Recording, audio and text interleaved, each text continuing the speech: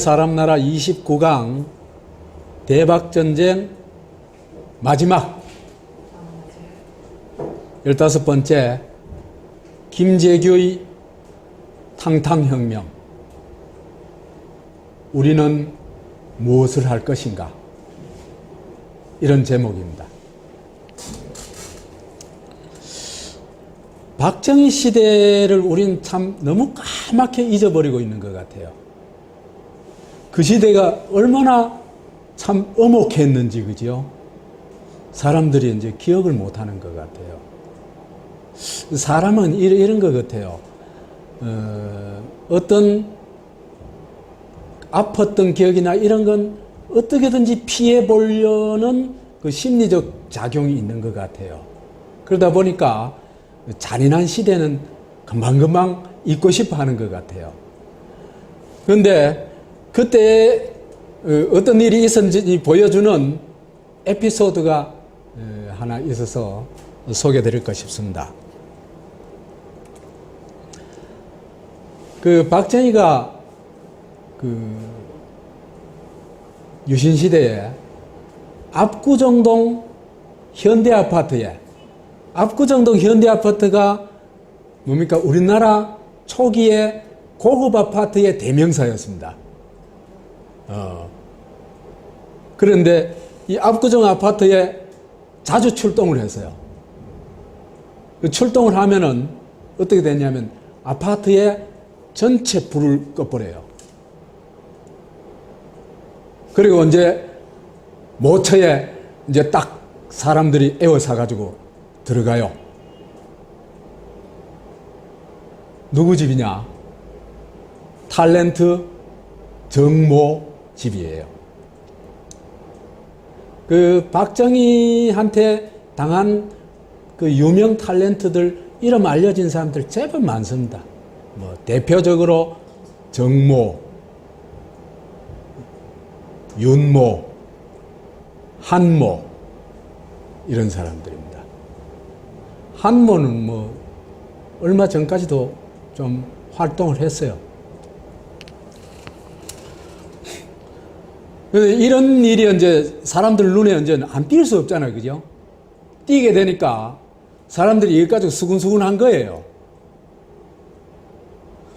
이제 수근수근한 일이 있었는데, 그런 일을 가지고 이제 수근수근했던 어떤 가정주부한테 어느 날 갑자기 경찰이 찾아왔어요. 수사관이 찾아와가지고, 네가 대통령 불륜설을 퍼뜨렸지. 이래가지고는 이제 붙들려 가가지고 재판을 받고 감옥살이를 합니다. 그래서 그 감옥살이 했던 게 그 박정희 죽고 나서도 너무 억울하고 그 시기에 참 혹독했던 그게 있잖아요. 진저리가 쳐가지고 어떻게든지 이걸 좀 벗어나야 되겠다 싶어가지고 재심 청구를 했어요. 재심 청구를 해가지고, 이 재심 청구 누구 때문에 했겠어요? 노무현 때문에 한 겁니다. 노무현이, 그죠? 정말 대단한 일을 한 게 그겁니다. 그래서 37년이 지난 작년 3월 30일에 재심에서 무죄 판결이 났어요. 그때는 이미 70이 넘은 나이가 되어버렸어요. 수사관이 찾아와서 사모님이 탤런트 정아무개와 불륜설이 나온 거를 어디서 누구한테 들었습니까? 이렇게 물었어요. 1년 전 일이니까 기억이 없는 거예요. 왜 기억이 안 난다고 그랬더니 막 기억해내라고 막 다그치고 해가지고 사무실로 불려가가지고, 만약 여기서 사모님이 기억을 안 난다고 하면 이것은 대통령에 대한, 그 어른에 대한 유언비를 날조하고 유포했다는 그 죄를 면치 못한다. 이렇게 이제 협박을 한 거예요. 그러니까 이제 겁을 잔뜩 먹게 되겠죠. 그랬더니 이제 이렇게 하면 된다고 얘기를 하는 거예요. 막내 동서한테 얘기 들었다고 하면 당신 뭐 아무 관계 없다. 그래가지고 이제 그 사람이 불러준 대로 얘기를 한 거예요. 그런데 결과는 어떻게 됐냐 하면은 1심에서 7년 구형을 내렸고, 구형을 했고, 검찰에서. 그 다음에 3년 언도가 내려져요. 그래, 깜빵 생활을 했어요. 이 사람이, 그러니까, 불륜서를 진짜 얘기했는지 안 했는지도 확인할 수가 없는 거예요.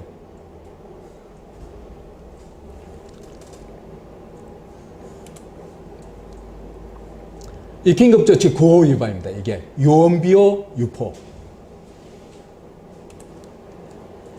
그 재판이 끝날 때까지 6개월 동안 그 주부가요 독방 생활을 했대요. 독방에 갇혔대요. 독방이 무시무시한 겁니다. 그 정말 사람 잡는 겁니다. 아무하고도 볼 수도 없고 얘기할 수도 없고 사람 미치도록 만드는 거죠.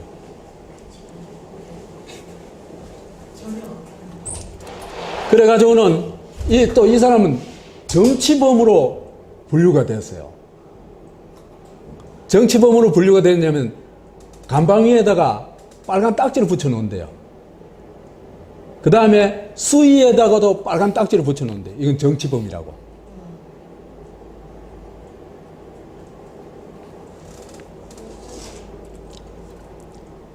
가족은 어떻게 하냐 하면은, 가족은 출장이나 이런 걸 갈 때마다 경찰에 신고를 해요. 보고해야 돼요. 그러니까 아무것도 할 수 없는 거예요. 그러니까 이렇게 뒤집어 써가지고는 있잖아요. 그죠? 박정희가 정모하고 불륜관계다.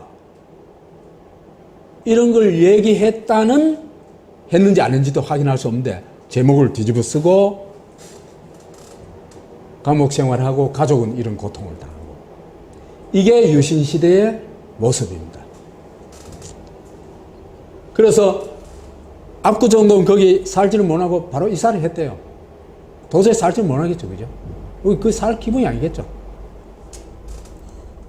그래서 전두환이 긴급조치 구호를 없애고 난 다음에 이제 이런 게 해제가 됐대요. 그래서 이렇게 얘기할 수 있어요. 박정희에 비하면 전두환요 정말 성군이었다. 전두환 시대 안 이랬어요. 전두환은 그죠? 이 군사 정권에 대항하는 사람에 대해서는 가혹했어요. 그죠? 그냥 일반적으로 이런 말도 안 되는 터무니없는 이런 짓은요 안 했어요. 이게 이 보세요. 이 나라가 히틀러 독일보다 나아요. 히틀러 독일 전번에 공부했잖아요. 그죠? 이게 북한보다 나아요. 나는 북한보다도 더 못한 것 같아요. 그런데 이런 인물을 5,000년 내에 가장 위대한 인물로 존경하는 사람이 아직도 한 30% 된다.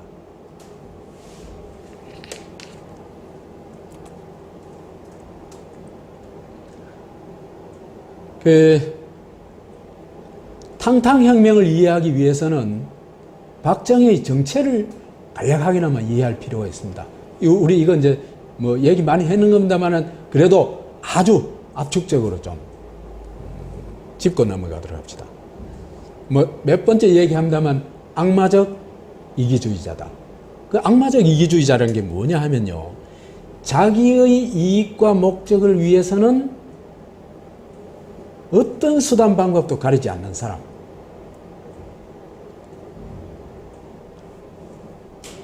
을 말하는 거예요. 그런 사람의 특징이 뭐냐 하면요.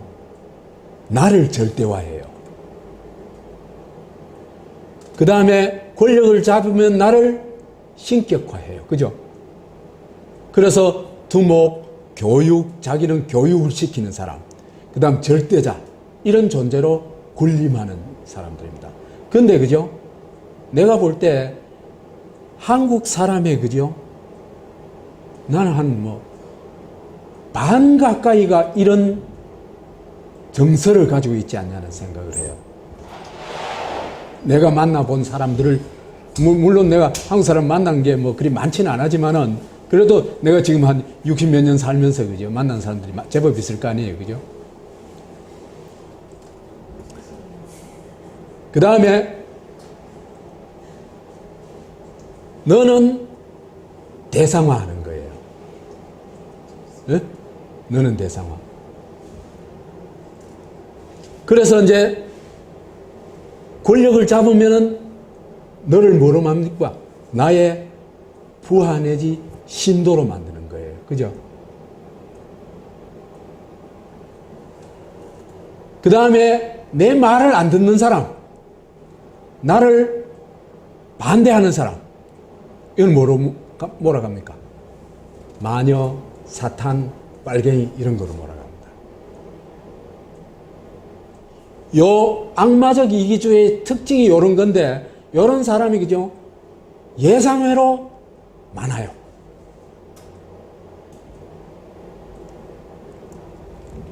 이런 사람들은 이제 권력을 잡게 되면은 조폭체제, 종교체제, 신국체제를 딱 구축합니다.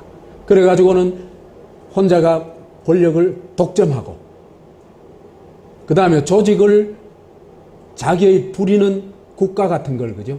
국가, 교단, 이런 걸, 그죠? 자기가 부리는 수단으로 쓰고, 그 다음에 딴 사람들을, 거기 구성원들을 졸개나 신도로 만들어버린다. 이런 적 이기주의자. 그러니까 한국엔 참 굉장히 많은데, 이 중에서도 지금 오늘날 활동하는 사람 중에 A급, C급 박정희, 지금 이런 이 모습을 딱 잘 보여주는 인물을, 유명 인물 중에 좀 꼽보자면은 이런 사람들 꼽을 수 있습니다. 박근혜는 자기 말이 진리죠, 그죠? 하는 행동을 보면은. 그 다음에 안철수도 보면요, 자기가 진리고 신이에요. 그러니까 아무런 이유도 근거도 없이 무작정 문재인한테 정당한 절차를 거쳐서 이 당대표로 뽑힌 사람을, 그죠? 한 개인이 너 물러나. 이게 뭡니까? 사실은 있을 수 없는 일이죠, 그죠? 어떤 조직에서도 사실은 있을 수 없는 일입니다. 이런 일을 대대적으로 벌린데도 한국의 언론들은 안철수를 비판하지 않고 이런 행동을 그대로 스피커 장치를 설치해가지고 보도해 줍니다. 왜 그럴까? 한국의, 그죠? 진짜 정치 지도자나 이 한국 사회의 소위 지도층이라고 한 사람 중에, 그죠? 우리가 덜 만족하더라도 저 사람 정말 민주주의자다, 진실하다 싶은 사람요, 극히 드물죠, 그죠? 정치권에서, 그죠? 정말 민주주의자라고 꼽을 수 있는 사람, 문재인 한 사람입니다, 지금. 민주주의자 없어요, 한국에. 이게 정말 심각한 겁니다. 이건희는 뭐, 헌법 위에 있죠, 그죠? 헌법에는 노동조합 할 수 있는 권리가 다 보장되어 있죠. 그렇죠, 그죠? 그런데 삼성에서는 절대 안 되는 겁니다. 조선일보도 마찬가지고. 이런 악마적 이기주의자이기 때문에 무슨 짓을 하는지는 막 참 상상불허겠죠, 그죠? 그 상상불허의 짓들을 하는데 대표적인 게 충성열서, 남당 간부들 몽땅 명단을 제출하고 자기만 살아남는 몽땅 배신. 그 다음에 7.4 사기. 그 다음에 200명에 이르는 연쇄관광. 이런 일을 할 수 있었습니다. 근데요, 이 네 가지도 사실은 제가 보기에는 엽기적 악마짓의 클라이막스는 아니에요. 내가 말하고 있는 클라이막스가 혹시 짐작이 갑니까?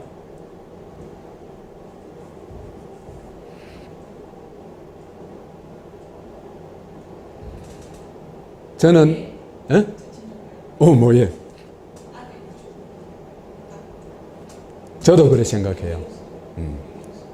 그게 나는 진짜 클라이막스라고 생각을 해요.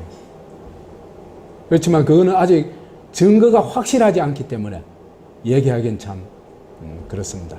나중에 언젠가는 이걸 밝혀야 돼요. 명성황후 죽은 것보다 그죠? 이 사건이 훨씬 큰 사건입니다. 그 다음에 가둬놓고 조직이 하면서 희열을 느꼈다는 겁니다. 그렇지 않고서는 이런 짓을 할 수가 없어요. 물새 틈 없는 안보체제, 전 국민을 그 안보체제에 가다 놔놓고, 그죠? 그 다음에 자기한테 반대하거나 자기가 조작하고 싶은 인물들을 가다 놓고 고문을 하고, 그죠? 그 다음에 여성들을 자기가 갖고 싶은 여성들을 안가에 불러다가 성폭행하고, 이런 짓을 밥 먹듯 하는 존재였다.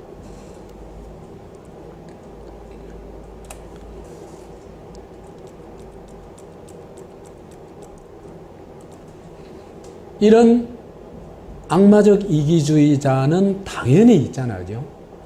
이 악마적 이기주의자가 제대로 된 사회라면 이 사람은 어디 가야 되겠습니까? 감옥 가야 되겠죠. 그죠? 당연히 처단이 돼야 됩니다. 아마도 법대로 했으면 이 사람은 총살을 한 3번쯤은 당했어야 됐습니다. 네?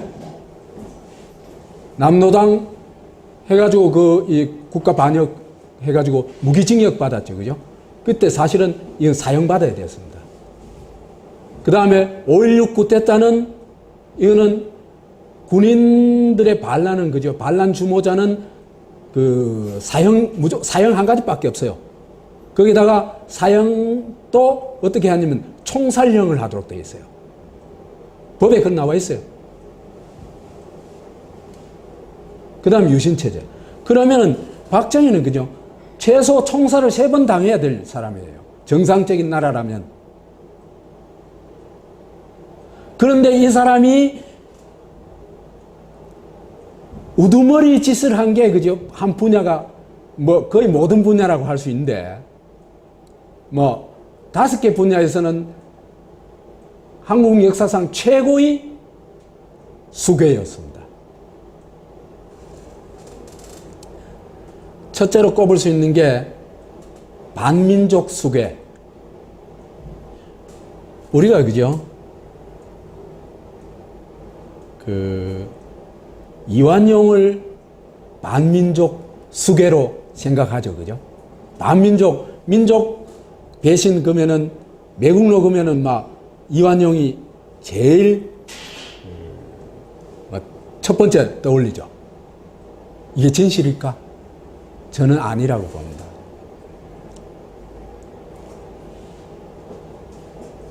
있잖아요. 그죠? 나는 이건 일본의 계략이라고 생각해요. 뭐냐 하면은 일본이 그죠? 한국을 집어먹는데 군사적으로 집어먹는 방식이 있고 이런 방식으로 집어먹는 방식이 있습니다. 그죠? 군사적으로 집어먹으면 엄청난 살상이 일어나겠죠. 그 다음에 그 과정에서 민족적 저항을 강렬하게 받겠죠. 그죠? 그런데 이런 앞잡이 메시아 나놓고 하면은 살상을 많이 줄일 수 있습니다. 그죠? 그 다음에 한국을 잡아먹고 나서도, 삼키고 나서도 굉장히 유용하게 이들을 써먹을 수가 있습니다. 어떻게 써먹을 수 있습니까? 말하자면은 일본이 우리를 잡아먹었다는 데 대한 분노보다는요, 분노가 어디로 향하냐 하면은 이런 사람들한테 향합니다. 이완용 같은 사람들한테 향합니다. 왜 그렇게 행할까?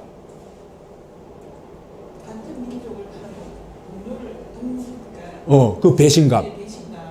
그것도 크겠지만은 또 하나는 일본의 저항 곧 죽음이거든요. 이놈은 아무리 패봐야, 그죠? 이완용이는 아무리 패봐야 나한테 아무 지장이 없어. 그렇죠, 그죠? 그러니까 일본 제국이 이완용이라는 표적을 하나 만들어 놓은 겁니다. 이해가죠, 그죠? 이건요, 어떤 면에서 보면은 제가 이제 극단적인 말을 할게요. 이토 히로부미의 탁월함이 거기 있는 겁니다.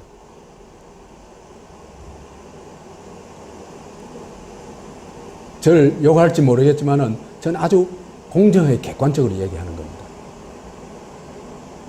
그러니까 피 흘리지 않고 앞잡이 세워가지고 문서에 도장 찍어가지고 딴 나라를 식민지로 삼을 수 있는 방법이 있다면 그보다 더 좋은 방법이 어디 있겠어요? 아닐까? 그러니까 이완용은, 그죠? 이완용이 있으나 없으나 이 시기에는 일본한테 먹히는 거는 누구도 막을 수 없는 겁니다. 그러면은 이완용은 고작 했는 게, 그죠? 들러리 서준 역할입니다. 그 대신 돈은 많이 챙겼죠, 그죠? 자기와 돈은 많이 챙겼죠. 그런데, 그죠? 박정희는 이거하고는 게임이 안 됩니다. 지가 스스로 자진해서 충성혈서 들고 서가지고 일본의 개가 되겠다고 선언한 인물입니다. 그 다음에 이름도, 그래가지고 황군 장교가 되고, 이름도 일본식으로 오카모토 미노로 완전히 바꾼 사람, 민족 세탁을 한 인물입니다. 그 다음에요, 진짜 큰 범죄는요, 민족적 범죄는 한일협정을 맺으면서, 그죠?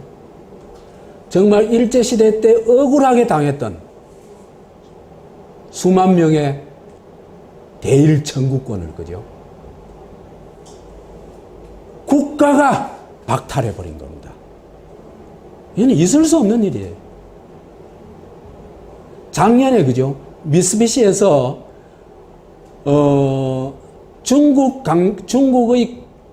중국인으로 일제 강제 노동에 끌려갔던 사람들한테는 사과를 하고, 정식 사과를 하고 보상을 해줬어요.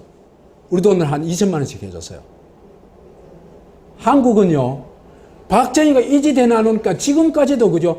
1965년도에 해결됐다고 얘기하고 있죠. 예. 그러니까 이놈은 국민을 팔아먹은 놈입니다. 지 국민을. 그래, 그거로 맞췄으면 또 그래도 나아요.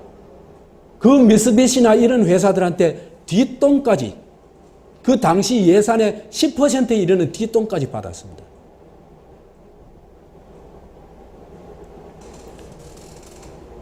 거기다가 월남 파병해가지고 5천 명을 죽였죠. 파병할 이유가 없습니다. 전투병은요, 그 외국에서 전투병은 한국만 파견했어요. 딴 나라들은, 그죠? 전투병 아니에요.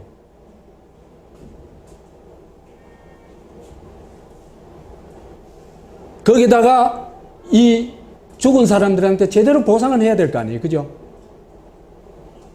전투수당을 횡령하고, 그 다음에 또 하나는, 그죠? 이 고엽제 환자들 있잖아요. 그죠? 이 사람들한테 아무 치료도 해주지도 안 하고.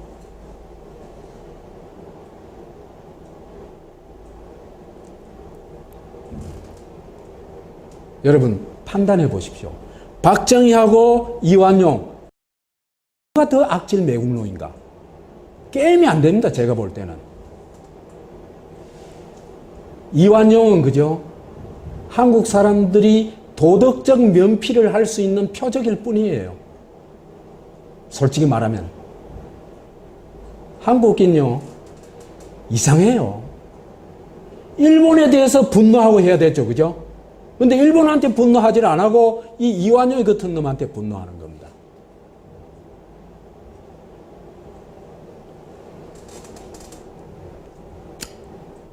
반국가 수계였다. 이건 뭐 5.16 반란 이렇게 쓰니까 두말 할 나위 없죠. 아까 얘기했다시피 이거는 총살이다. 두 번째, 대한민국을 파괴해버렸다. 그래서 대한민국에서 헌법에서 보장하고 있는 국민의 투표권뿐만 아니라 국민의 기본권을 완전히 압살해버린 거죠. 그죠? 헌법에 신체의 자유 있죠. 그런데 끌어다가 어떻게 했습니까? 고문했죠. 그죠? 노조의 자유 있죠. 노동조합 끌어다가 작살내버렸죠. 그러니까 헌법이고 뭐 없는 겁니다. 그러니까 이 대한민국을 진짜 파괴한 수괴가 박정희라는 걸 이해할 필요가 있어요. 그죠? 이 이승만은 그래도 이러지는 않았어요. 좀 언제 사기를 치고 이래서 그렇지 이런 짓은 안 했어요. 그러니까 대한민국을 완전히 파괴해버린 것은 박정희의 짓이다. 이렇게 얘기를 할 수 있습니다. 그래서 이제 중앙정법을 만들어가지고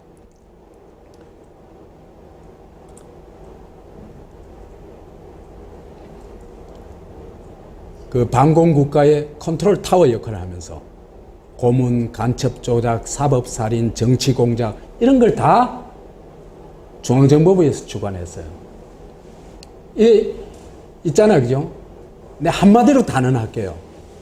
단군 이래의 최대의 범죄 조직은요, 중앙정보부입니다. 이런 조직이 한국 역사 이래 없습니다. 삼성 개헌하고 대한민국을 처부수고 유신제재로 만들고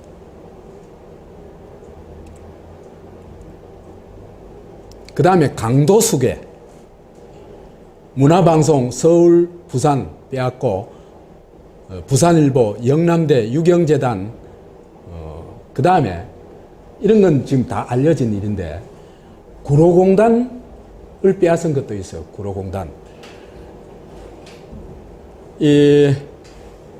요것도 이 신문 기사인데 47년 만에 이제 국가 배상 판결이 난 사건인데 그 구로 지역을 공단으로 만들기 위해 가지고 박정희가 그 구로 지역에 있는 농민들의 토지를 농지를 돈 한 푼도 안 주고 다 빼앗았어요. 그러니까 얼마나 억울하겠어요. 그죠? 그럼 집가는 두고 보면 뭐 엄청 오를 건데, 그죠? 이 시기에 이 뺏겨가지고 한 푼도 보상을 못 받으니까 억울해가지고 소송을 했어요.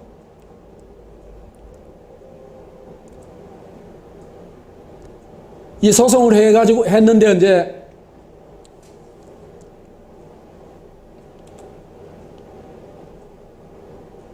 1심에서 이기고 2심에서 지고 대법원에서 이겼어요. 그런데 박정희가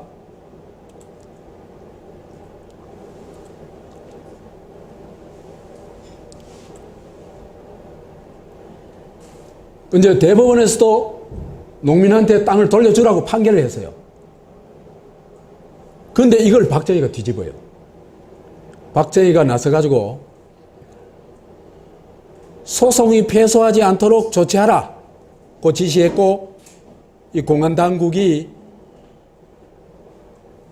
이제 농민들을 끌어다가 사나흘씩, 요즘 말로 하면 조진 겁니다.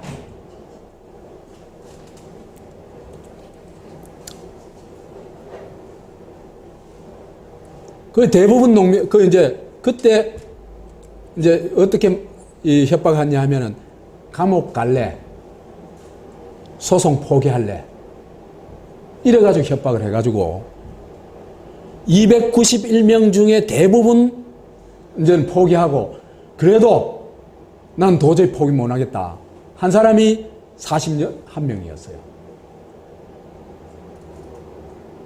그래서 이 사람들을 재판에 넘겨가지고 41명 중에 26명이 땅 뺏긴 죄밖에 없는데 유죄 판결을 받았습니다.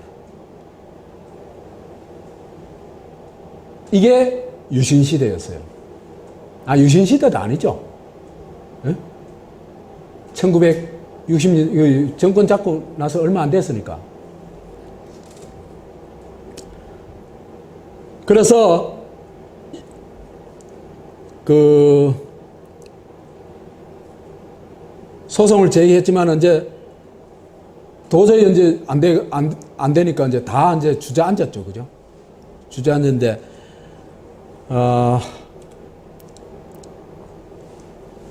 이 소송을 냈던 사람 중에 지금 생존한 사람이 2사람뿐이랍니다. 다 죽었답니다. 참 억울하게 죽었죠, 그죠?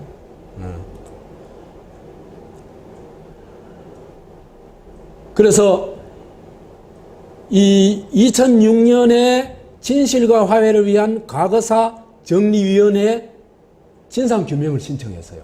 하도 억울하니까. 2006년도에. 그 후손들이, 유족들이. 그래가지고 이게 재심을 거쳐가지고 판결이 난 겁니다. 그래서 650몇 억을 물어주라 했는데 그 650억에다가 지연 이자까지 합하면 한 1100억 된다고 그래요. 그러니까 한국의 그 재판 사상 최대의 이 액수를 돌려받게 됐습니다. 이런 이래 얘기할 수 있으세요. 노무현 정권 아니었으면요, 이런 건 그냥 묻히는 거예요. 그러고 세월이 지나면 다 잊어버리는 거예요.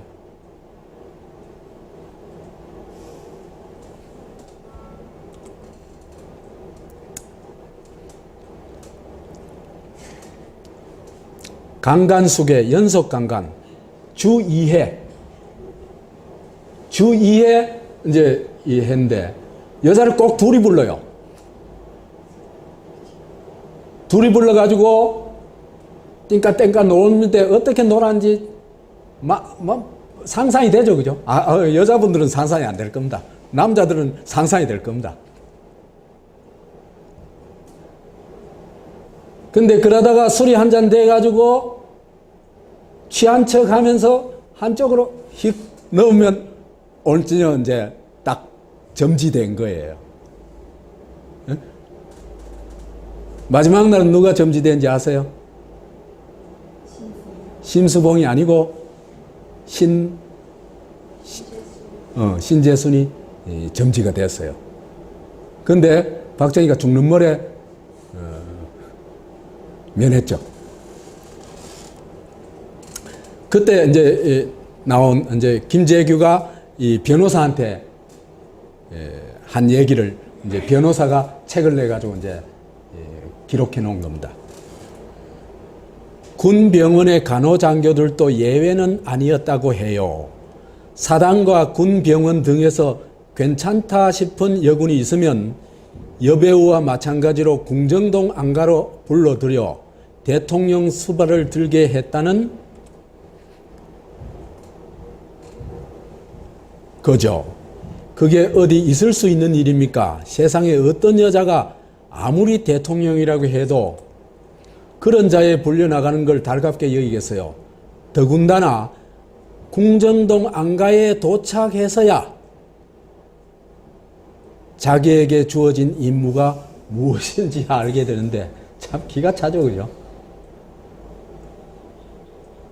이런 일이 있을 수 있다는 것 자체가 참 놀랍지 않아요? 어느 날 갑자기 딱 끌려가는데 궁정동 불려가가지고 네 오늘 밤에 대통령을 모셔라. 그리고 모실 때는 요렇게 해드려라. 그리고 입만 뻥끗하면 넌 죽는다. 이래 당했다고 생각해 보세요.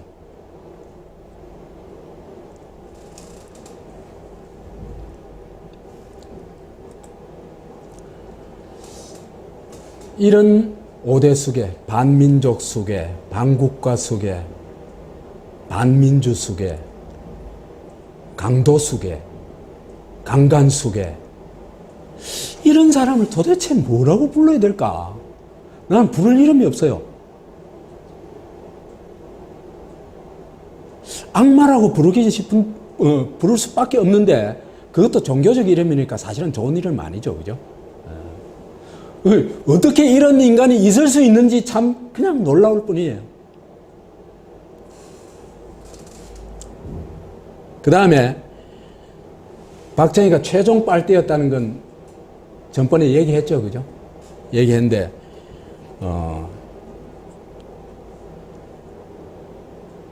박정희가 경제 기적을 일으켰다면, 그죠? 지금 세계 한 200개 나라쯤 된대요. 한 100개 나라는 경제 기적 일으킨 나라예요. 박정희 정도는.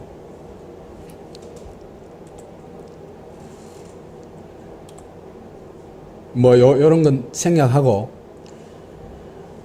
그죠? 동아시아 태평양 이 경제성장을, 경제성장이 이 한국보다 좀 빨리 한 나라도 있고 늦게 한 나라도 있죠. 그죠? 좀 빨리 한 나라 어떤 나라입니까? 대만, 홍콩, 싱가포르 이런 나라들입니다. 그죠? 그 다음 일본. 그죠? 그 다음에 한국보다 좀 늦게 한 나라가 중국, 베트남, 캄보디아 이런 나라들이죠. 그죠? 그래서 정말 박정희가 다른 나라에 비해서는 압도적인 경제성장을 했는가 하기 위해 가지고 동아시아 태평양 지역의 16개 국가, 36개 국가 정치체의 19년 동안, 19년 동안 평균치를 한번 뽑아봤어요. 뽑아봤더니 19년 동안 1978년에서 1996년 사이에 19년 동안 36개 나라가 평균 8.44% 성장합니다. 한국은 박정희 때 9.09%입니다. 그게 그겁니다. 그러니까 아시아 전체가 다 발전한 거예요. 근데 이런 걸 뻥을 쳐가지고, 그죠? 혼자만 박정희 발전한 것처럼 신화를 만들어내거든요. 이럴 것 같으면 아시아는 신의 나라들이죠. 그죠? 그죠? 중국 등소평태는요, 19년 동안 10.14% 성장합니다. 대만은 19년 동안 10.57% 성장합니다.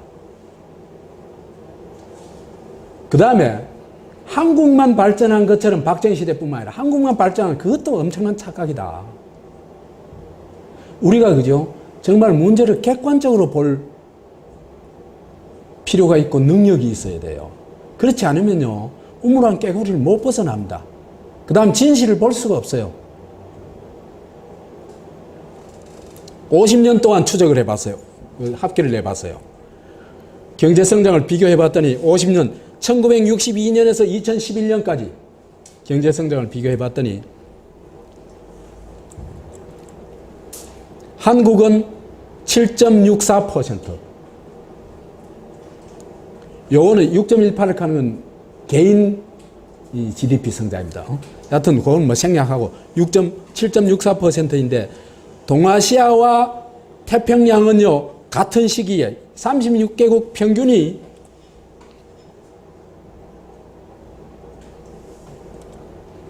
7.72%예요. 그러니까 한국보다 더 높아요. 이런 거 진짜 놀랍죠, 그죠? 그 다음에 싱가포르는 한국보다 한 0.2% 높고 중국은 한 1% 가까이 높아요. 대만은 50년 동안요, 한국보다 좀 더 일찍 성장했는데 뭐 한 2% 이상, 2% 정도 높아요.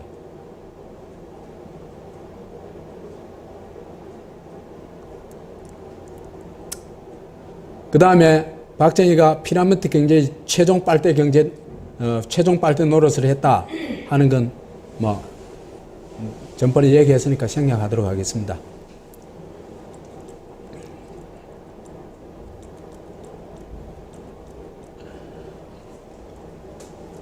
제가 볼 때요, 그때 김재규가 죽이지 않았으면은 저는 1980년대에 이미 헬조선으로 갔다고 생각해요.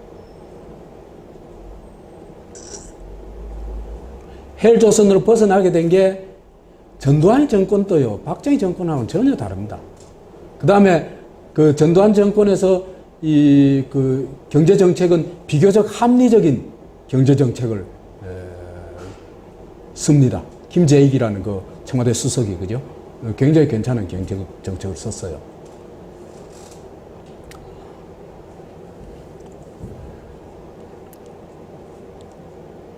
김재규가 대한민국을 구했다.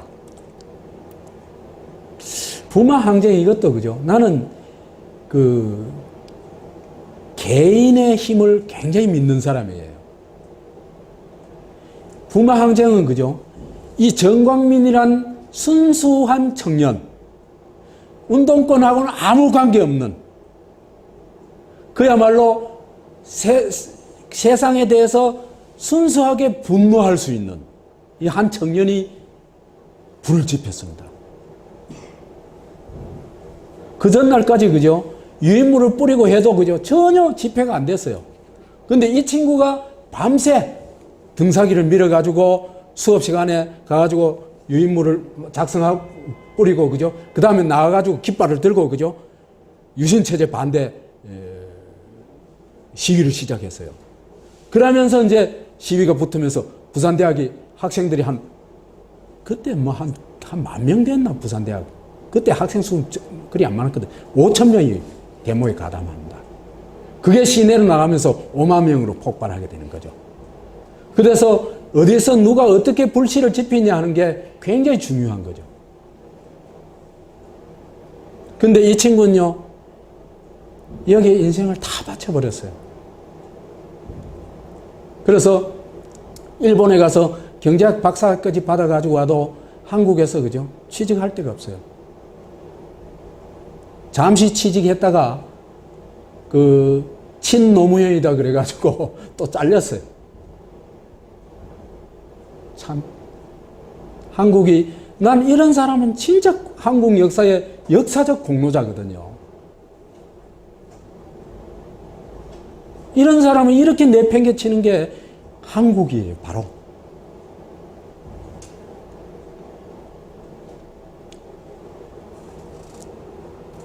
여하튼 이 정광민의 이 용기 있는 결단 때문에 열흘 후에 김재규가 박정희에게 방아쇠를 당깁니다. 그래서 두 발을 쏴가지고 박정희를 죽였죠. 그죠? 그래서 제가 이 혁명을 뭐 수많은 민중의 힘으로 또는 어떤 이념을 가진 정치 세력의 힘으로 무너뜨린 게 아니라 한 사람의 자기 모든 것을 바친 결단으로 인해서 일어난 혁명이라고 해서 김재규 1인 혁명 또는 탕탕혁명이라고 얘기를 합니다. 탕탕은 뭡니까? 총을 2발 쐈다는 얘기죠. 그죠? 탕탕. 있잖아, 그죠? 아까도 조금 전에 얘기를 했습니다만은, 박정희 그 시대에 제가 서울에 있을 때, 민주화운동 기념사업회 있을 때, 어떤 연말 되면 수첩 같은 게 나오죠. 그죠? 그 민주화 운동한 사람들의 이제 그룹에서 나온 수첩을 쭉 보니까, 그죠? 민주화 인사들, 민주화에 기여한 인사들, 뭐, 한 몇백 명? 한 200명 되던가? 내가 지금 적어놨어요. 적어놨는데 지금 숫자를 기억 못 하는데. 거기에, 그죠? 빽빽한 이름들이 많이 나와요. 그런데 거기에 김재규의 이름은 없어요. 한국의 민주화 세력도, 그죠? 정말 진짜 객관적으로 문제를 안 봐요.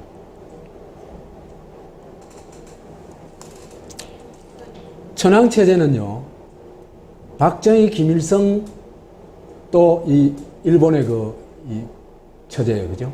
이거는요, 외부의 거대한 힘으로도 안 무너집니다. 보세요. 2차 대전 때 일본이 그죠? 일본 도쿄는요, 완전 폭탄으로 덮어버렸습니다. 그 다음에 원자폭탄 2개 터뜨렸죠. 그죠? 그래도 천황제 못 무너뜨렸어요. 민주화는 됐다. 그지만.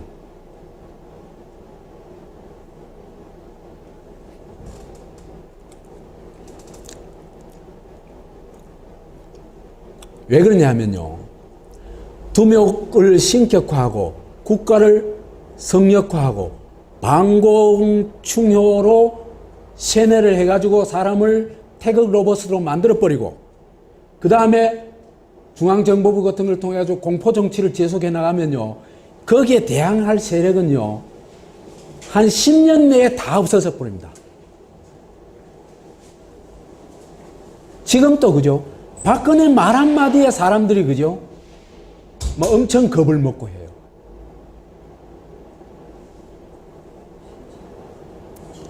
그러니까 이 체제는요, 대안이 없어요. 그래서 그렇게 볼 때 그죠? 한국에서 진짜 삼김이 있었다는 것. 여기에 말하는 삼김은 김종필 말하는 게 아닙니다.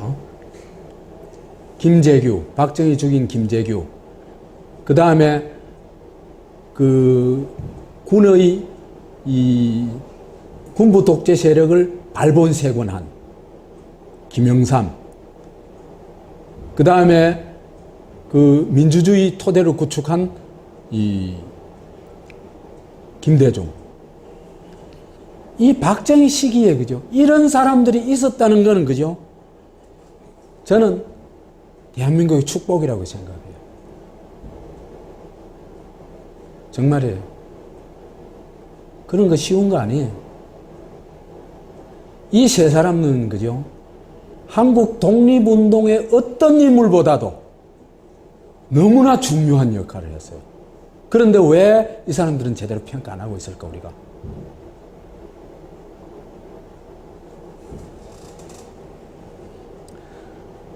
독립운동하고 민주운동하고 두 개 다 주권운동입니다. 그죠? 그렇죠, 그죠? 그러니까 잃어버린 주권을 찾기 위한 운동인데, 하나는 누구한테 빼앗긴 주권? 일본한테 빼앗긴 주권을 찾기 위한 거. 또 하나는 독재 권력한테 빼앗긴 주권을 찾기 위한 거죠. 그죠? 이 두 가지 운동인데, 독립운동은 성공했습니까? 전혀 성공 못 했습니다. 그래서 우리 힘으로 해방을 맞지 못하고 미소가 해방시켜줬죠. 그죠? 그런데 민주운동은요, 엄청난 성공을 거두었습니다. 그럼에도 불구하고 민주운동 세력으로, 민주운동 과정에서, 그죠? 너무나 많은 상처를 받은 사람들이, 그죠? 지금 참 너무 많아요. 그 사람들은, 그죠? 실제로, 그죠? 국가적 차원에서의 상당한 배려가 있어야 됩니다. 당연히. 그런데 조금만 뭐 해줄락 하면 막 발광이죠. 그죠? 누구 덕에 민주주의를 지금 지키고 있는데, 이나마 이런 정도라도 누리고 있는데.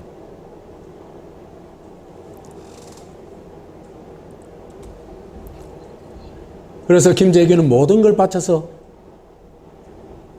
핵을 제거했는데, 그죠? 참 재미있어요. 김재규가 왜 딱 그 장면에서 박정희를 쐈을까 하는 겁니다. 예? 그때는 그죠? 박정희의 정체를 국민한테 보여주고 싶었어요. 이게 정말 이런 놈이야, 정말 이런 형편없는 놈이야 하는 걸 보여주고 싶었어요. 그런데 권력을 신군부가 잡아버렸기 때문에 그걸 보여줄 수가 없었죠. 그죠? 그 다음에 언론도 절대로 그런 거 안 보여주려고 막 발버둥 칠 거고. 그죠? 이거는 한참 후에야 얘기 되기 시작합니다.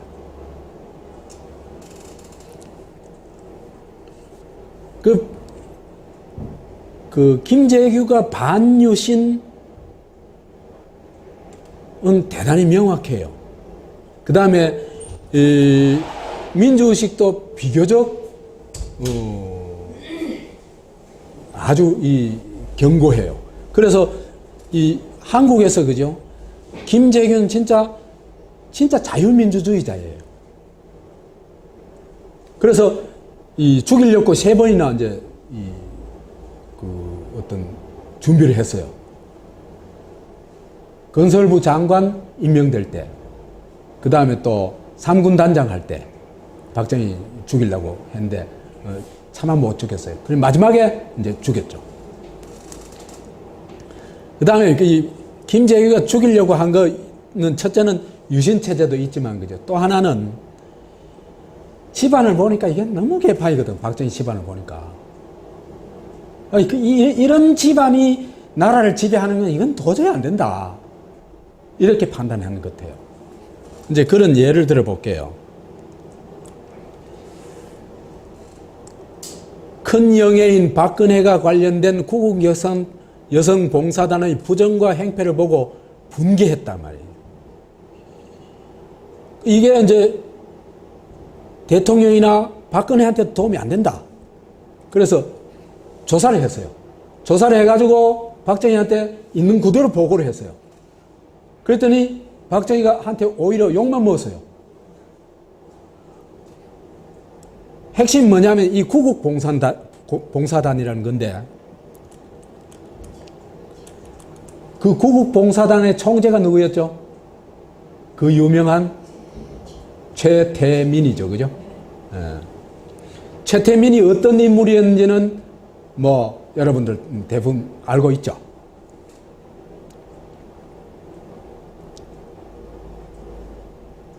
그래서 이 보고를 하고 했더니 최태민하고 박근혜의 자리만 바꾼 거예요. 총재, 명예총재를 자리만 바꿔치기 한 거예요. 박정희가. 왜 그랬을까? 이것도 그죠? 정말 좀 깊이 생각해 봐야 될 일일 것 같아요. 박정희 같은 인물이라면 그죠? 지보다 나이 많은 사람이 딸하고 그렇게 아주 밀착해 있는데 그거 가만 내버려 두겠어요? 난 그 이해가 안 되죠. 그죠? 그죠? 그건 뭐냐 하면은 박근혜가 최태민을 거의 목숨 걸다시피 옹호했다는 겁니다. 안 그러고는 그 최태민의 존재를 이해할 수가 없어요. 왜 그랬을까? 그건 모르겠어요. 이 박근혜도 어땠냐 하면은요, 이게 이 왕족 정도가 아니고, 그죠? 뭐 여왕 노릇 했어요, 여왕. 이때부터. 지방 행사에는 할머니들이 전부 무릎을 꿇고 절을 했대요. 이때 나이가, 그죠? 25살 됐을 때예요. 이 말이 돼요. 근데 그래 받으면 있잖아, 그죠? 아이고 할머니 일어나십시오. 우리 같으면 그죠? 어디 그러겠어요, 그죠? 전혀 그걸 제지 안 했다는 거예요. 당연한 거로 받아들였다는 거예요. 박근혜가 왜 저런지, 왜 저런 인간형이 되는지 이 시기부터 다 드러나죠, 그죠?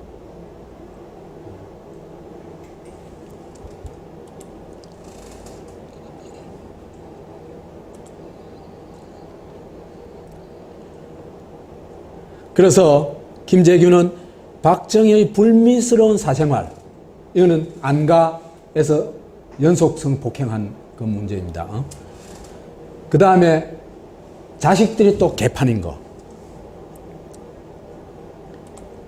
이게 참 문제다. 정말 심각하다. 이렇게 생각한 겁니다. 그 다음에 또 육사생도 박지만 얘기도 나와요. 육사 2학년 때부터 서울 시내에 외출해 여의도 등지에서 사관생도로서는 도저히 용납될 수 없는 뭐뭐를 하고 다녔다. 예?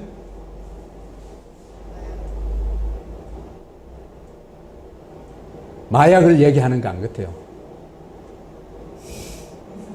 그럼 뭐겠어요? 아버지 많이 닮았다 이런 얘기입니다. 그래서 이거 정말 이럴 수 있냐 하고 뭐 사실은 막 굉장히 이제 이 분노도 하고 걱정도 한 거예요. 그 다음에 이제 부마 사태가 터지자 이건 더 이상 안 되겠다. 더구나 차지철이가 한 300명 정도는 탱크로 밀어버려도 된다. 이런 식으로 얘기를 하니까 이건 도저히 용납이 안 된다 싶어서 사적해버린 겁니다.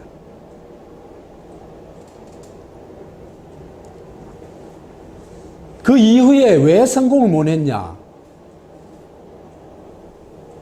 첫째는 신군부 반란이 제일 큰 원인이겠죠. 그죠? 그렇지만요, 김영삼, 김대중도 굉장히 큰 책임이 있습니다. 이 시기에 서너 대통령 되려고 그랬거든. 그죠?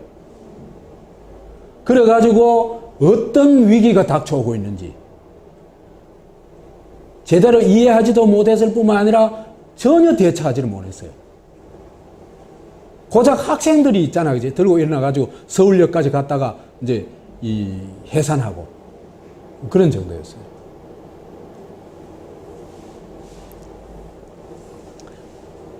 그래서 탕탕혁명이 곧바로 민주혁명으로 발전하지는 못했지만은 이런 과정 때문에 결국은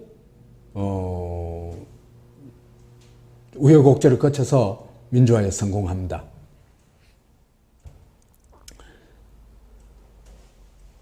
그러나 반쪽 민주화에도 불구하고 이 김영삼, 김대중, 노무현 때, 그죠? 상당한 정도의 민주화에 성공했죠. 그 다음에 경제위기도 극복했죠. 그죠? 그 다음에 역사 바로 세우기도 제법 많이 했죠. 그래서 굉장히 성공을 거둔 건 틀림없습니다. 그럼에도 불구하고 이 시기에 어떤 문제가 있었냐 하면요. 민주화가 국가 민주화, 자유화에 머물러 버렸어요. 평등을 위한 민주주의의 가장 기본적인 세 가지 가치가 있죠. 그죠? 자유, 평등, 연대. 그죠? 이 세 가지 가치 중에서 자유화는 엄청나게 실현이 되는 데 비해서 평등화나 연대화를 위한 노력은 대단히 빈약했어요. 그러다 보니까 어떻게 됩니까? 민주화되고 나서 더 힘들어졌어요. 오히려. 그래가지고 민주화가 되면요, 개인이 자기의 삶에 대해서 자기가 책임을 져야 되거든요. 책임을 홀로서기를 해야 돼요. 그런데 홀로서기 할 수 있는 사회적 기반은 대단히 취약하죠. 그렇죠, 그죠? 그러니까 정규직으로서 어느 정도의 그 안정적 지위를 보장받는 사람은 괜찮지만, 그렇지만 그런 사람들이 실제로 한 10% 정도밖에 안 돼요. 대다수 사람은 오히려 민주화가 되고 나서 더 불안해진 거예요. 왜? 개인과 가족이 모든 걸 부담해야 되기 때문에. 그래서 이 시기부터 사람들이 공포에서는 벗어났지만은, 그죠? 불안해지기 시작합니다. 그래서 사람들의 사회적 심리가 공포에서 불안으로 옮겨갑니다. 근데요, 공포가 만들어내는 사회 심리는요, 일정 기간, 아주 짧은 기간 동안 저항도 하고 하지만은 공포는 결국 거기에 사람들 대다수가 어떻게 합니까? 복종합니다. 그죠? 왜? 자기 혼자 같으면 괜찮지만은 가족이 딸려 있으면요, 내가 함부로 싸울 수가 없어요. 근데요, 불안해지면요, 어떻게 합니까? 김대중 노무현을 오히려 막 공격을 합니다. 왜? 저 사람들은 폭력으로 그 국가를 다스린 사람들이 아니거든요. 그렇죠, 그죠? 그러니까 김대중 노무현이야말로 5,000년 역사에서 가장 만만한 정권입니다. 아닙니까? 그죠? 만만한 정권이요. 유사일에 정말 한 번도 없었어요. 만만했던 정권이 바로 김대중 노무현 정권입니다. 왜? 민주주의를 했으니까. 그러니까 이 정권에 대해서 그죠? 막 너나 없이 좌우 뭡니까? 남녀노소 좌우를 가리지 않고 공격을 했죠. 그죠? 그래가지고 제일 압권의 공격은 뭡니까? 자영업자들은 시위 거의 안 합니다. 그죠? 근데 자영업자들이 무슨 시위 했습니까? 소뚜껑 시위를 했죠. 소뚜껑 들고 나와가지고. 그죠? 그 다음에 매매춘한 여성들이, 그죠? 마스크하고 시위를 했죠. 그죠? 그러니까 이 사회를 이런 요구가 폭발하는 데서, 그죠? 국가가 중심을 잡고 제대로 뭘 처리하는 게 참 어렵습니다. 정말 어렵습니다. 그게 민주화 과정에서의 딜레마예요.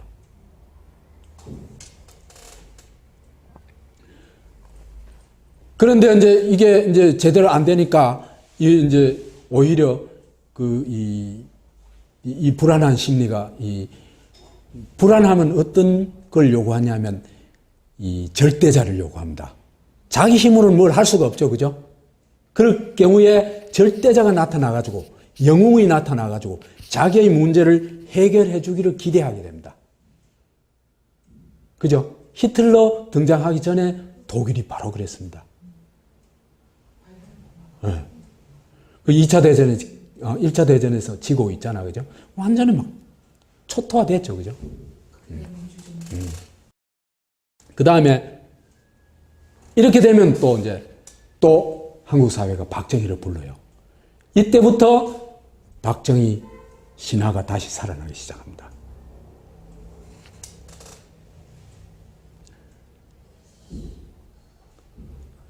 그러다 보니까 민주화가 됐다 하지만은 분단 초폭 체제가 일시 멈춰 있을 뿐이지 그걸 민주주의 체제로 완전히 바꾼 건 아니에요. 무슨 얘기냐 하면요. 바꾸려고 하면은 적어도 박정희로부터 내려오는 그 군사 독재 세력 있잖아. 그죠? 매국 독재 세력. 이 정당은 그죠?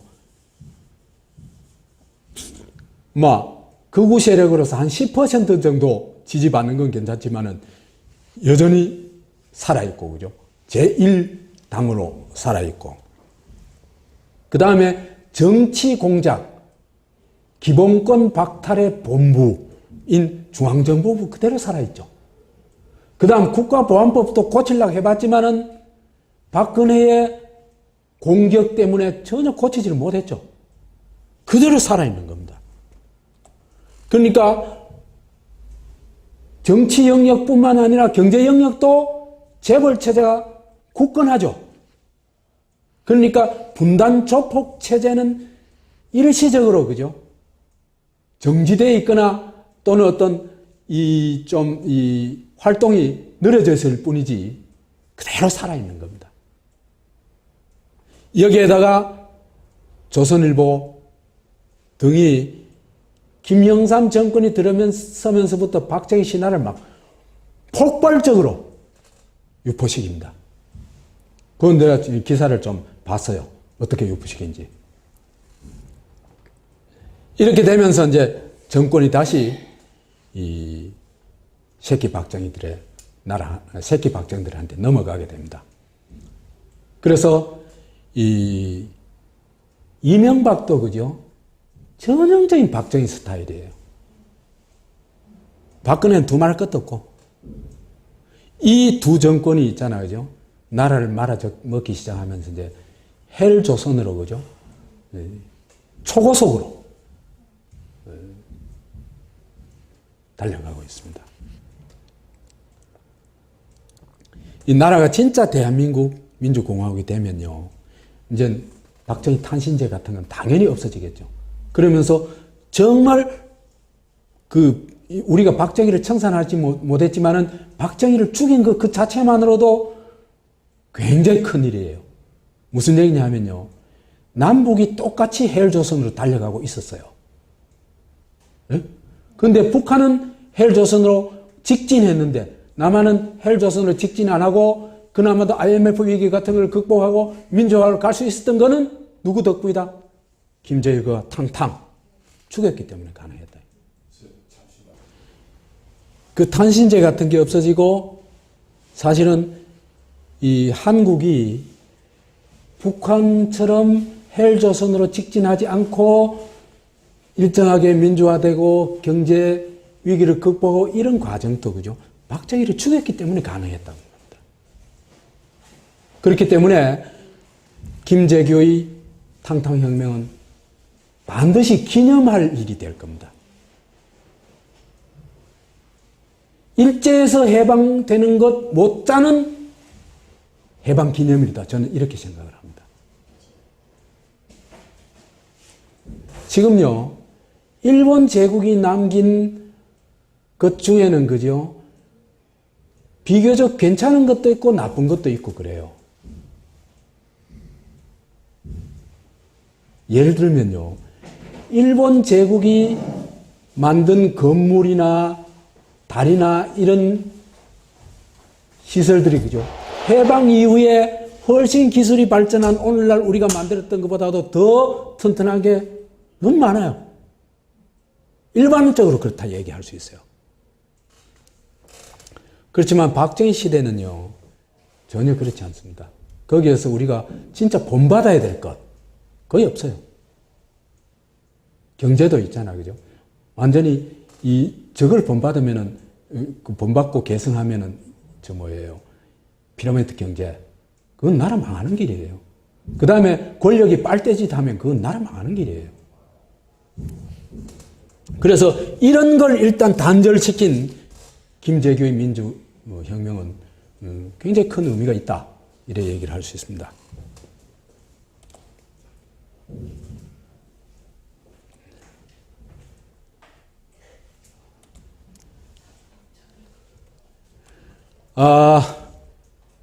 남북이 지금 북한은 그 분단 조폭 체제가 갈수록 강화되고 있고, 그죠?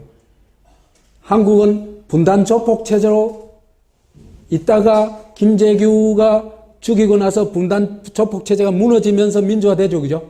민주화됐다가 다시 지금 분단 조폭 체제로 돌아가고 있죠.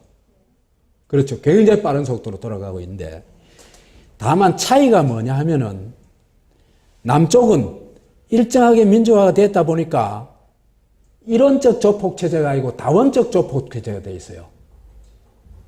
그러니까 국가 조폭, 새누리당, 박근혜 정권, 이 국가 조폭이라고 얘기할 수 있습니다.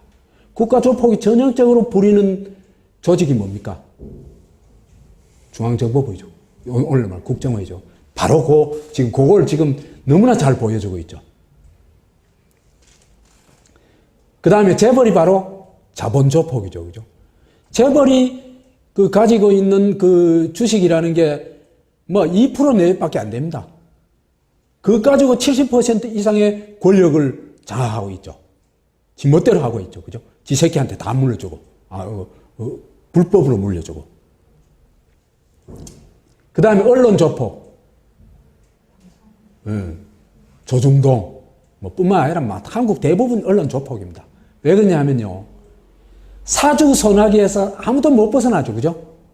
그렇죠. 그죠? 이거는 언론이 아닙니다. 사실은. 그죠?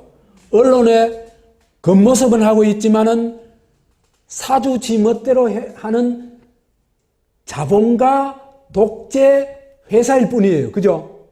그 말 이해가요? 아니, 기관지는 아니에요. 그 다음에 교폭은 많이 무너졌어요. 많이 무너졌지만 그래도 사립학교에는 교폭이 살아있는 학교도 많아요. 재단 이사장 있잖아, 그죠? 그렇지. 정폭도 여기 있지. 정폭도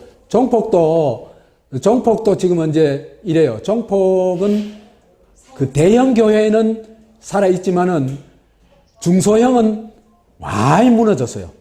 정폭은. 이에 비해서 북은 정말 백두혈통이 완벽하게 장악하고 있는 김일성가가 그것도 김일성의 상속자가 국가 전체를 완벽하게 장악하고 있는 이론적 조폭체제가 되어 있습니다.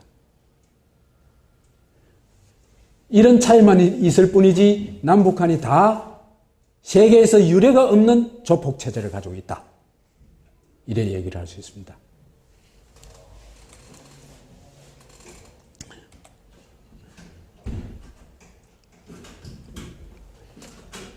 헬조선이 뭔가 생각을 해봤어요. 고민을 많이 해봤어요, 헬조선이. 여러 가지 이제 헬조선 얘기를 할 수 있는데, 그죠? 딱 핵심이 이거예요, 내가 판단하건대는.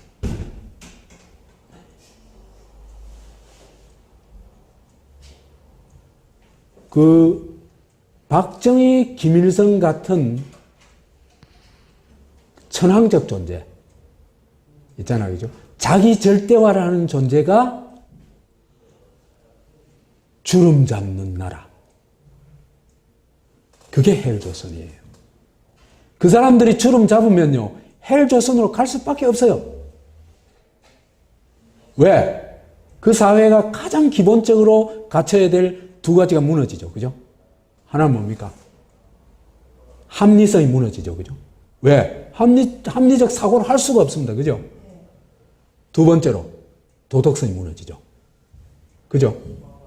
이게 다 무너져 보면 한 사회가 제대로 굴러갈 수가 없어요. 그래서 남쪽 헬조선은 새끼 박정희가 우글대는 나라다.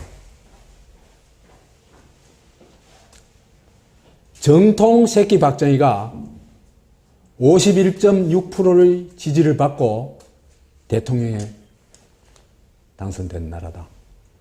이 나라에 희망이 있을까? 참 어려워요. 그 다음에 새끼 박정희들이 지금 한국을 거의 독차지하고 있죠. 제가 볼 때, 그죠? 그저께 이제 누가 우리 집에 손님이 와가지고 이제 얘기를 하다. 내가 한국의 민주주의 세력이, 그 친구는 이제 그 양반은 미국에 오랫동안 좀 있었던 양반이에요. 한 20%가 민주주의 세력이 한 20%는 되는 것 같다. 이랬거든요. 나보고 꿈 깨래요. 5%도 안 된다. 한국의 민주주의 세력. 민주주의 친화적인 사람은 좀 되는데 진짜 민주주의 세력은 없다. 한국에 거의 없다. 그래 얘기를 해요. 그래서 그 말엔 제가 할 말이 없었어요. 그 다음에 한 40%에서는 탈이념, 탈사고에 가까운 거죠. 그냥 맹목적인 이익 추구를 하는 사람들. 한 40% 돼요. 그 다음에 반공 이데올로기, 충효 이데올로기에 의해서 세상을 재단하는 거의 제가 늘 얘기하는 태극 로봇 수준의 사람이 한 40% 돼요. 그래서 이 이익 추구로 하는 40%를 설득하고 이들한테 뭘 줄 건지를 명확하게 하지 않고서는 도저히 이길 수 없는 게임이에요. 한국이 지금. 그거 참 무섭죠. 그죠? 그래서 이걸 이겨내야 되는데 이길지 뭔지 이번 선거에서 이번 총선 대선에서 못 이기면은 한국은 헬조선 망국으로 가는 걸 피할 수가 없을 것 같아요. 이 얘기는 왜 그래 가는지는 나중에 우리 얘기를 합시다. 북쪽 헬조선은 새끼 김일성을 신으로 받드는 나라, 신으로 받들지 않고는 살아남을 수 없는 나라, 그런 나라입니다. 그죠?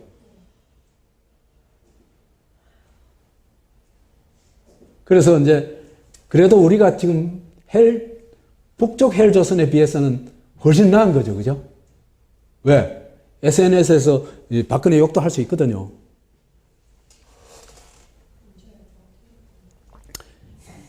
여하튼 이런 남북이 헬조선에 가까이 있거나 헬조선인 이런 나라의 상태에서는 통일은 정말 재앙이라고 생각합니다. 난 통일하면 안 된다고 봐요. 지금 이 상태에서는. 헬조선 꼬박이 헬조선 이거 어떻게 될까? 완전 미친 헬조선이 될 겁니다. 그 어마어마한 여튼 이 사태들이 막 일어날 것 같아요.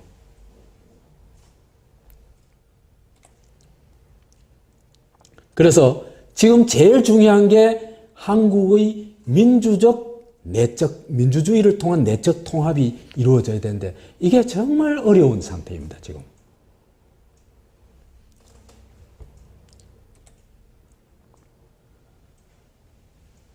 그래서 남이나 북이나 그죠? 핵심 과제는 뭐냐 하면요. 박정희를 청산하고 민주공화국으로 가는 것. 김일성을 청산하고 인민공화국으로 가는 것입니다. 그죠? 근데 한국은요, 가능성이 그래도 아직 있어요. 내가 볼 때는 한 20% 정도는 있어요. 얼마 전까지는 내가 한 60, 70%까지 있다고 생각을 했는데 요즘 보니까 막 뚝뚝뚝 떨어져요. 누구 보면 제일 떨어진지 아세요? 나는 박근혜는 그러려니 해요. 안철수를 보고는요, 절망해요, 절망.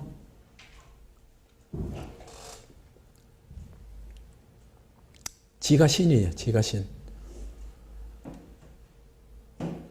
북한은요, 가능성이 20년 내에는 제가 볼 때는 전혀 없습니다.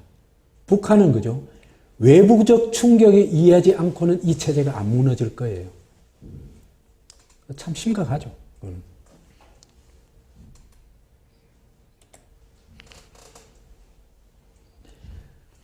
이거는 너무 그러니까.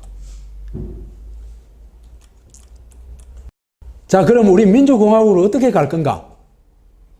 그죠? 이걸 장황하게 하지 않고 박정희에 한정해서만 얘기를 합시다. 박정희를 거꾸로 매달면 그게 대한민국이에요.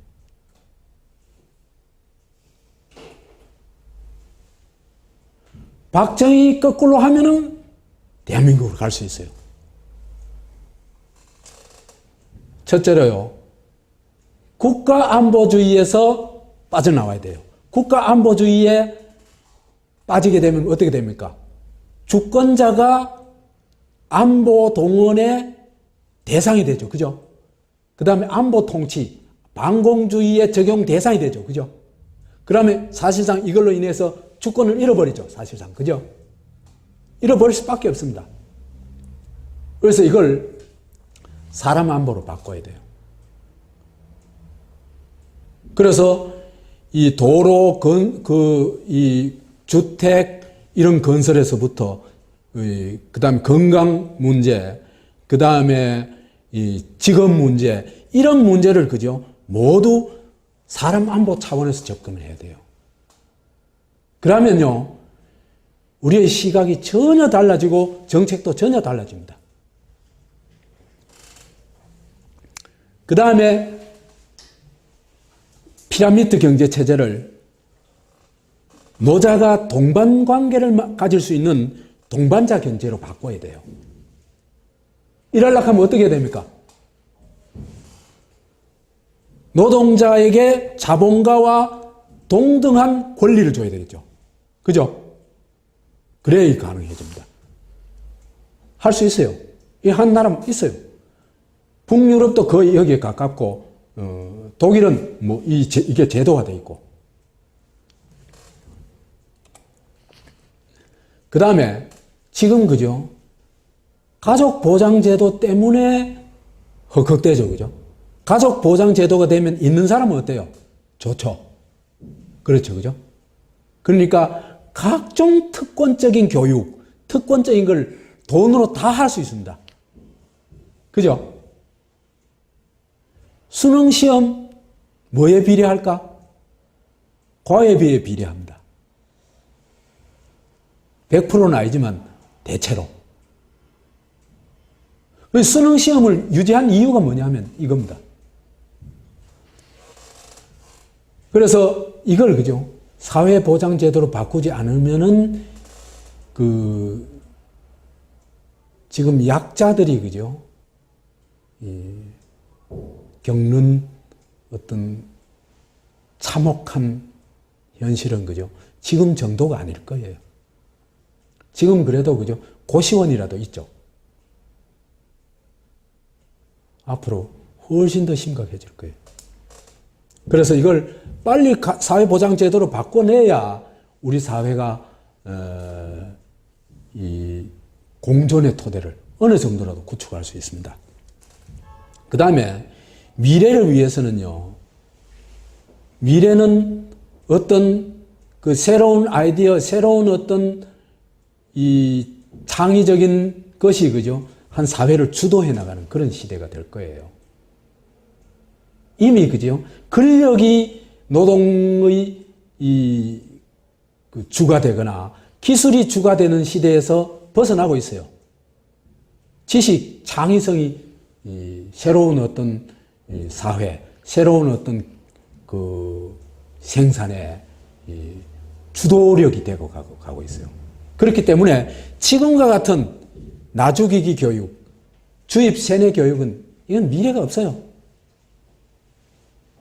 그래서 나를 만드는 교육을 통해 가지고 지식을 생산할 수 있고 문화적 체험을 통해 가지고 다양한 어떤 사고를 자유롭게 할 수 있고 만들어낼 수 있고 그 다음에 자기가 어떤 선택을 해가지고 그걸 실습해 볼 수 있는 교육을 만들어주고 이렇게 될 때 미래지향적인 그런 인재들이 양성된다고 할 수 있습니다. 그래서 이래 얘기를 할 수 있습니다. 지금부터 우리는 정말 박정희 거꾸로 이게 대한민국을 만드는 길이다. 이런 것에 대한 대대적인 좀 논의가 필요할 것 같습니다. 고맙습니다.